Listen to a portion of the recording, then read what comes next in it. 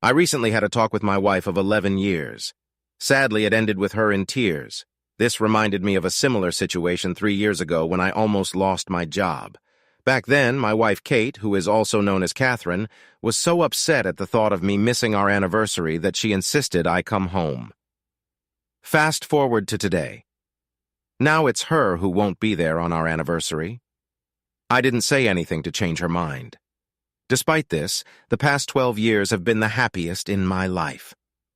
When I first met Kate, she was 24 years old and just starting her career in sales. She visited our architectural firm to convince us to advertise in fancy magazines, which, at the time, we couldn't afford. In the crowd, I couldn't help but notice an enchanting woman with black hair. After discussing the matter with my partner, he helped me grab her attention long enough to ask her out. After our first meeting, she confessed that she knew we couldn't pay for her services. Even with that knowledge, I fell deeply in love with her. Our relationship developed over 6 months, and eventually she moved in with me for another 6 months as she transitioned from a nomadic lifestyle to a stable office job. 4 months later, we tied the knot and became husband and wife. Every day, I still feel like the luckiest person alive for persuading her to marry me. With a sense of urgency, I dialed my boss's number once more. I've been with the company since the beginning. When Craig first started the company, our small team of designers, just 4 of us, achieved remarkable success by reducing production time in various fields. "Craig, I know you're there. Please answer," I pleaded into the phone. Finally, I heard his voice on the other end. "Dan, I'm really busy right now, you know?" He replied shortly, deciding to keep it brief. I said, "Well, I'm leaving right now and won't be back until Monday." In response, he asked, leaving, "Where are you going?" I replied, "I'm going to celebrate my anniversary with my wife. I'll be back on Monday. Have a good trip." "Don't forget to knock before entering," he quipped. I chuckled and replied, "You always manage to make me laugh," to which he responded, "You know, I hear that a lot, not from those who really know you." Apologetically, I added, "I'm sorry, but ever since they brought this guy in to run Kate's department, there's been tension in our house. Maybe a break at the hotel will help diffuse the situation," I assumed. "Well, it certainly won't hurt. Just do me a favor. When you're seeking adventure, remember me, Craig Grind." "Deal. See you on Monday," I said. I didn't hang up right away, but asked Craig's secretary, Rosa, for a favor. She knew how to work things out, and I needed a plane ticket. After the conversation with her, I headed home to pack. While packing my suitcase, the phone suddenly rang. "You have 45 minutes to get to the airport for security check. The ticket is waiting for you at the counter in your name," Rosa informed me. She had secured a return flight for me on Sunday afternoon at 1:30 p.m. Unfortunately, there were no available rooms at Kate's hotel, so she booked 1-2 blocks away. "Have a safe trip. See you on Monday," Rosa said. Hearing that, I rushed to the bathroom to grab my shaving kit, packed it quickly, and did a quick check of the room, even turning off the coffee maker, which was unusual for me before hurrying to the car. Over 15 years, I've discovered several shortcuts that helped me reach my destination faster. Despite my high speed, I made it to the flight with plenty of time to spare. After registration, security, and boarding, we finally got on the plane. Once I was comfortably seated, I put on my headphones and played some music. I'm a nervous flyer, and music helps me relax and stay calm. 3 hours into the flight, I was suddenly awakened from a pleasant dream about Kate and me by a gentle tap on my shoulder. I had fallen asleep, which wasn't surprising given my recent lack of sleep at night. Some of it was due to work stress. Kate and I had been going through a rough patch in our relationship for the past few months. For more than 2 months, she had been keeping her distance, not letting me get close. It all started when she told me about a colleague from another department getting a promotion and taking over her own. She was determined to prove that this decision was wrong and worked hard to show her worth. For the first 2 weeks, she came home exhausted, constantly discussing strategies to outshine Mr. Paul Reynolds. But over time, her determination waned, and after a couple of weeks, she mentioned that they had started cooperating. I became increasingly anxious as their joint mission to win a big client approached. Thoughts of a possible romantic relationship between them crossed my mind, but Kate always reassured me. Taking my bag out of the overhead compartment, I pondered how to invite Kate to dinner quietly without giving away the surprise.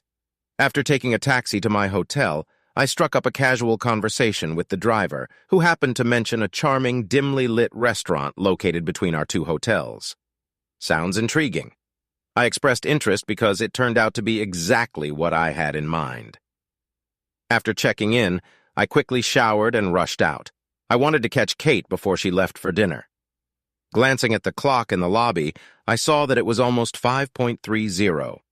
After observing the bustling street, I decided I could walk to my destination and followed the directions given by the receptionist.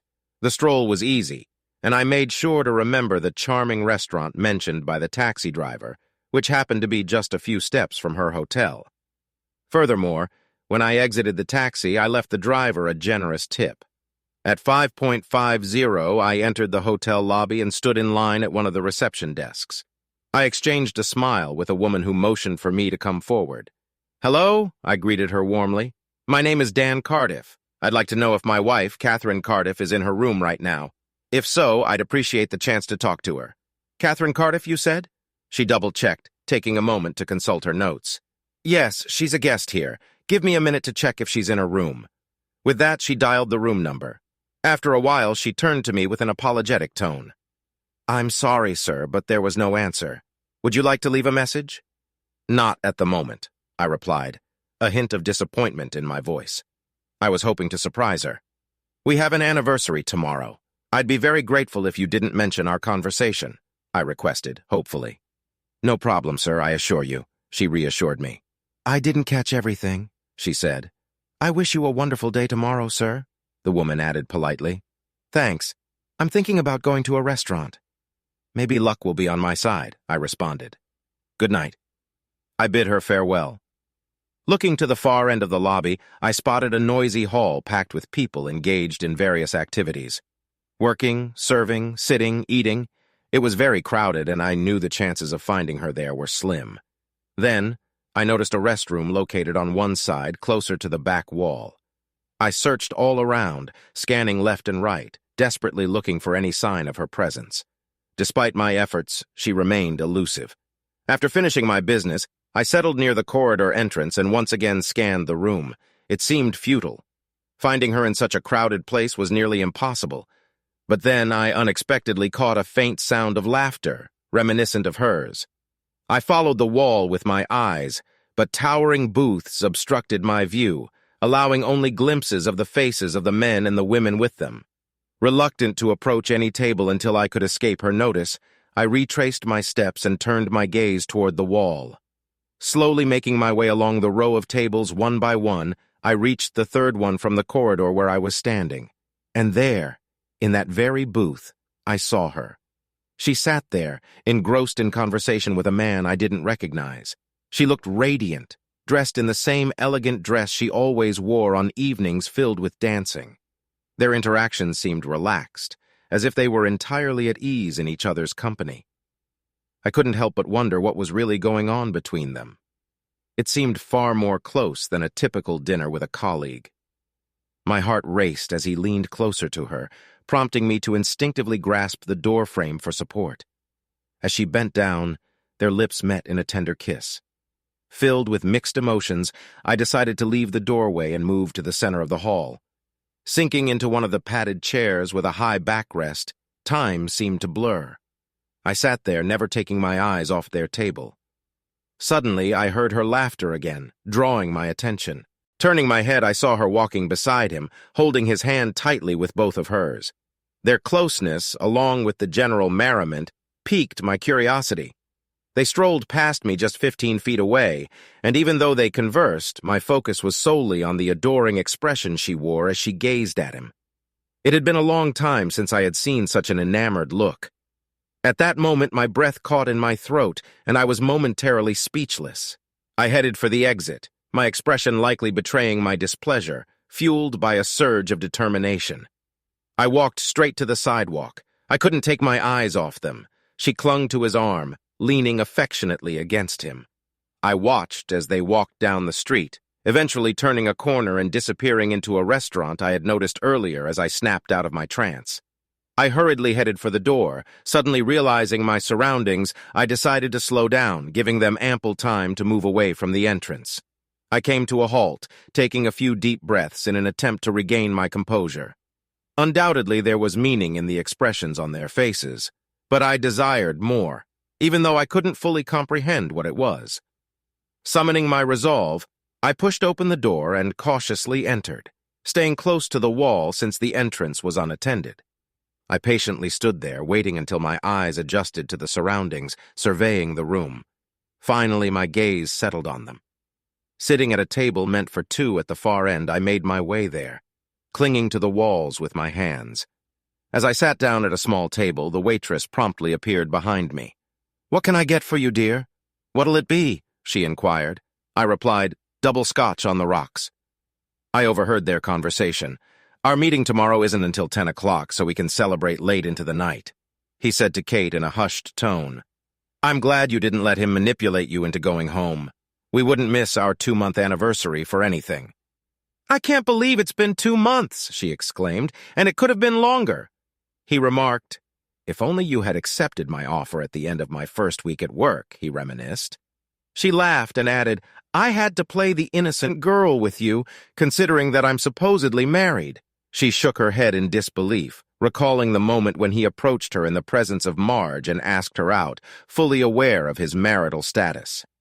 "Marge actually told me that you liked me. He mentioned we should do something nice for her because she played a significant role in bringing us together," Kate suggested, as the waitress approached, served their drinks, and swiftly walked away, raising their glasses. They raised their glasses in a toast to the incredible 2 months they had spent together, and the countless more to come. "I'll do whatever it takes," he said, as their glasses clinked together. "There will be many more," she replied cheerfully. The waitress placed my glass in front of me and inquired, "Here you go, dear, is that all?" I handed her a $1.10 bill and said, "Thank you, ma'am," before shifting my attention back to the adjacent table. They glanced up, but as strangers, my presence seemed inconsequential to them. Kate, noticing his gaze, turned and looked at me. "You know, a guy should always carry a camera with him for such moments," I remarked. Her expression was truly limitless, suitable for various posters, as she sat with her lips moving soundlessly. "Wow, 2 months, this is a special anniversary. I still remember mine, but after 11 years it begins to lose its novelty." Watching them both, I found myself saying, "Let's celebrate 2 months. It's a symbol of passion and prosperity, isn't it?" "Well, a lovely couple like you definitely deserves a gift." "So here's my offer," I said, tossing the ring in Kate's direction. "And here's a surprise." Paul interrupted Kate with a loud outburst, realizing that staying here any longer would lead to trouble. I turned to Kate, who was trying to calm him down, and said, "Tell him how lucky he is that he wasn't in my home. Please contact me and let me know where you'd like to receive your belongings. If you're wise, you'll avoid coming to my house. Applying ice to your nose might reduce the discomfort." I stated, turned around, and departed. Leaving the club, I walked briskly back to the hotel. It was unlikely that Kate knew my current address, and given my actions toward her friend, it seemed unlikely that she would pursue me. To create distance between us quickly, I rushed into the lobby. Approaching the front desk, I politely asked, "Excuse me, do you happen to have the contact numbers for airlines? I urgently need to book a plane ticket." The employee inquired. "Certainly, sir. May I inquire about your preferred airline as well as your desired departure time and destination?" After providing all the necessary information, she assured me that she would inform me about the flight details in my room.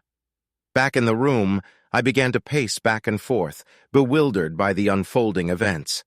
How could this have happened? Then a thought struck me. Perhaps Kate had missed her true calling in life, her performance over the past as my frustration continued to mount. I realized I couldn't stay in the room any longer. Grabbing my bag hastily, I descended the stairs to the lobby. When I reached the lobby, the receptionist, who had just finished a phone call, motioned for me to approach. "Sir, if you leave now, you might make the last flight today. Registration closes in 30 minutes. If you miss it, the next flight is in 3 hours," she told me. I replied with a thanks. Hoping the taxi drivers in the area were reliable, I signed the cash receipt handed to me by a woman. "I'm sorry I have to cut my visit short. Please stay with us next time," she said, smiling warmly. As I headed for the exit, a rush of unforgettable memories washed over me. Rushing out of the lobby, I quickly grabbed a taxi from the nearby parking lot. I asked, "I bet you $1.50 you can get me to the airport in under 30 minutes," as I took my seat. The taxi driver responded, "You got it, boss," snapping me back to reality. He turned out to be experienced and got me to my destination in just 20 minutes. I paid the meter fare, added a generous $1.50 tip, expressed my gratitude, and hurried to the exit. Reflecting on it later, I realized there was no need to worry. I had a few minutes to spare after passing security. I eagerly awaited the announcement of the boarding, unlike last time when I needed music to occupy my mind. With plenty of distractions around, a funny thought suddenly crossed my mind, and I had to suppress a laugh. I remembered that Kate's mother never really liked me, while Deborah seemed to have her husband under her thumb. She treated Greg poorly, almost like he didn't matter, but I couldn't tolerate her behavior, and she was aware of it. One day, she even accused me of eventually cheating on Kate, claiming she saw me glancing at other women when we were together. But the entire flight doubts about what was happening, not at me. I pulled out the photo I always carried with me of Kate and me, and studied it intently. The person next to Kate in the photo suddenly seemed unfamiliar. I glanced around to make sure no one noticed, then returned my gaze to the photo. In the picture, I stood beside Kate, but what caught my attention was the way she gazed into his eyes. It made me doubt. Although men aren't typically known for their memory, I considered myself an exception. Like most women, Kate often tested my memory by asking, "Do you remember this, or do you remember that?" Unfortunately for her, I remembered everything. I recalled every conversation, every plan, and all the close secrets we whispered in the dark. Sitting there now, I couldn't help but wonder if I hadn't noticed this unfolding for 2 months. What else had I missed? The man had shown interest in her from the first week they met, but she claimed she rejected his advances to maintain her appearance due to her marriage. The thought of them being together bothered me. I formulated a 2-part plan. I'd go home, pack all her things, and take them to her mother's. Of course, the elderly woman would find a way to blame me, but the truth was what I saw. When we arrived at the airport, our family life was unraveling. I headed straight to my car and joined the exit queue. The drive home felt like a blur, and I couldn't remember much.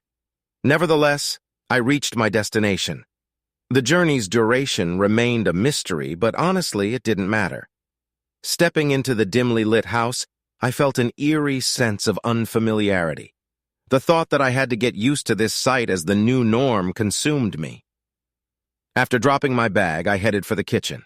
En route, I instinctively turned on the answering machine. A pleading voice on the other end said, "Dan, please don't do anything rash. I'm heading home to talk. Please wait until I get there." She sounded pained, conveying her emotions. I believed the cheater deserved punishment, but I didn't want to hear it, especially not in that voice. So, I reacted impulsively and banged my fist. My actions may have been rash, but I needed to protect myself from foolish decisions. It was clear I wouldn't be able to sleep that night. I went to the garage and gathered all the suitcases she had collected over the years. Choosing a large black suitcase and a bag for her clothes, I set them aside and took the rest to the bedroom. As I sifted through her closet, I carefully picked a few items. I quickly stuffed them into one of the large bags, repeating the process several times before turning my attention to the dresser. It had been ages since I'd seen underwear tucked in there for a fleeting moment. The idea of grabbing some hot dogs crossed my mind. I was supposed to go to her mother's house, but I didn't want to, so I opted for a solitary gathering with lox and marshmallows. I didn't want to deal with her parents or anyone else, so I took matters into my own hands. Instead of waiting for her, I impulsively went to the hardware store to buy new locks. Upon returning home, I realized I couldn't leave the pile of stuff in the front room. Following my thoughts, I loaded everything into the car and headed to her mom's house. I drove carefully and unloaded everything near the garage, not wanting to burden Greg with extra work, especially since his wife and daughter wouldn't help him. As the third box fell to the ground, my mother-in-law appeared. "Hi, Dan. What's all this? What's going on?" she asked. I explained. "Well, when Kate arrives, she might need her clothes. Initially, I thought she'd bring them herself, but I couldn't wait any longer. They were cluttering the front room. Confused and with a pale face, she inquired, "What do you mean when Kate arrives? I thought she wasn't in town yet. Why would her things be here? Deborah, I'm not entirely sure how she plans to sort things out, but I assume she might stay with you temporarily. She may be considering moving in with the person she's been spending time with, but I can't say for sure. That's why I brought her stuff, I explained. Seeing her face grow paler, she responded, "What are you implying? How can you accuse my daughter of such things? She had to stay there for work. She'd never cheat on you." Her voice trembled, nearing hysteria. "I even saw them together last time. They looked happy. They were joyfully celebrating their 2-month anniversary at a lively nightclub near their hotel. I repeatedly asked her to join me at home for our anniversary, and she regretfully said she couldn't. Determined, I hopped on a plane to be with her. However, when I arrived, I found them having in-close dinner. The atmosphere was romantic, and I didn't want to intrude on their special moment. Besides, witnessing their tender kisses across the table, I needed some time to gather my thoughts. When they passed me in the hotel lobby, I contemplated saying something, but she gazed at him and whispered in his ear. At that moment, I couldn't bring myself to disrupt them either. I just needed some fresh air, so I stepped outside. To my surprise, they left and headed to the nearest nightclub. I sat at a table nearby and overheard her saying she didn't want to leave him on their 2-month anniversary, and he corrected her, saying it was their 3rd month. It dawned on me that if I wanted to leave, I'd have to intervene. I tried to stay inconspicuous, but I knew I had to find evidence. After 10 years of sobriety, I took my first sip of drink. It had been 10 years since Kate expressed concern about my drinking, which she believed could jeopardize our marriage. In response, I gave her my wedding ring, thinking it was a sensible gesture to give each of them something of their own. But honestly, I preferred his gift over mine. Now, as I awaited her return and the inevitable dramatic confrontation, I was sure she'd seek shelter at my doorstep for a while. I stated this to shock her. "You're lying. How can you say such things about your wife, whom you've been with for 11 years? She's told me everything. She's deeply troubled by it. I'll never refer to this woman as my wife again. You might feel obligated to support her because she's your daughter, but I have no such obligations. I witnessed everything firsthand, and for the past 2 months, I've been living alone while she's been living with him since he joined this company. It's astonishing to see how she's changed, given the upbringing you provided. She looked me in the eye for 3 months straight, lying to me every day without a hint of remorse. If you think I'll allow her back into my home, then you're even more foolish than she is. However, it's your choice what to believe, and that's your issue. Personally, I've chosen to cut my losses. It's clear that she has strong feelings for this guy, and he's free to have her. She won't need to hide their relationship anymore. As soon as she's done with her charades, I'll direct her to this place. You can see for yourself who's being dishonest. As I instructed her. If she picks up, be sure to convey the message exactly as you want, including the fact that I'm eager to see how she handles this." With those words, I got into the car and drove away. Feeling restless, I wandered aimlessly around the house for several hours before finding a small corner in the garage where I set up an improvised workspace. Suddenly, my thoughts were interrupted by the sound of the doorbell. Curiosity got the better of me, and I went to the door and opened it carefully. Without saying a word, I instinctively took a step back. Kate entered the room, and I immediately realized I was in the garage. "You must have been in the garage," she remarked, closing the door behind her. "I tried knocking, but you didn't hear me. I was just tidying up," I responded, observing the room's condition. Kate sighed and said, "Well, Mom already called me. It looks like you've already made up your mind about what to do with me." Kate looked at me, her face a mix of sadness and disappointment. "What did you expect, that I wouldn't mind you having an affair?" I asked her. She paused before responding. I guess I wasn't thinking clearly, at least not rationally. I was overwhelmed by disappointment. It's a shame because all I did was think. I confessed. You see, there was no one around to distract me from my thoughts. I missed having someone to go out to dinner with, visit a club and enjoy the darkness, whispering and kissing. But I was left with a woman who could deceive me without hesitation, even looking me straight in the eye. She could share my house, my food, my life, and then be close with someone else. Not a pleasant image, right? Are you really ready to let go of 11 years of our life together? "What is it?" she asked. "Did you even bother to ask me about it, Dan? Would it have bothered you if I had a real relationship with someone else instead of just playing games? I thought that such an important question would stay with me. But it doesn't seem to matter anymore, does it? Now you and the person whose name I can't even remember can move on freely without caring about me. No more struggles over deciding whom to spend our anniversary with, I said, heading for a chair. I think I understand your perspective, Kate replied. Do you truly understand, Kate? Because I genuinely doubt that you do. You see, for you, it was just an act of infidelity. You probably found a way to justify it, maybe even shifting the blame onto me. Could it have been Kate? Perhaps my actions drove you to be involved with someone else, I inquired. She lowered her head and replied, No, I don't blame you for this. It just happened. Having an affair with someone other than a spouse for 2 months isn't an accident. It takes effort and, moreover, secrecy. To continue the affair requires additional effort, and let me tell you, honey, you're playing the role well. I fell in love completely and unconditionally. It's unbelievable that you both managed to find time for your game. I can't even imagine how it feels to laugh about cheating on me. And that tearful phone call last night? It was a real performance. Maybe you should consider a new career. Your performance could easily outshine the last 3 Oscar winners. I must admit, I had a brief moment of uncontrollable laughter, just a quick, unintended outburst before I stopped it. I don't know where it came from, but it's clear that you don't love me. If that's how you treat someone you love, please spare me your anger. How can you believe that I don't love you after 11 years? She protested, indignant. Listen, Kate, since you seem to enjoy asking questions, here's one for you, given your deep introspection. You know how you usually react to various situations based on this? Imagine that I found out you had a close relationship with another man, but it was a one-time occurrence, not a long-term affair. How do you think I would react? I asked. She leaned toward me and replied in a soft tone. To be honest, I think I would have asked you to leave our house and started divorce proceedings. I thanked her for her honesty and admitted that I had expected such a reaction, even imagining that she might throw something at me. But who knows? I'm used to loud. She responded with a faint smile. Perhaps. Now imagine that for nearly 3 months, every day we spent together meant nothing to me. It was all just an act, a facade to deceive you into thinking our relationship was thriving. In reality, I was going through the motions while my heart belonged to someone else, spending entire days with my mistress after leaving you. Can you honestly believe that I love you after nearly 13 years?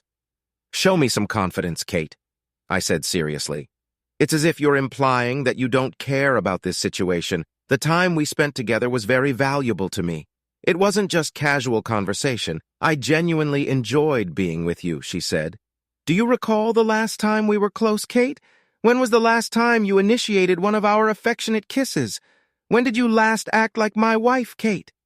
After what I've witnessed and heard, I find it hard to believe you're standing here telling me you love me.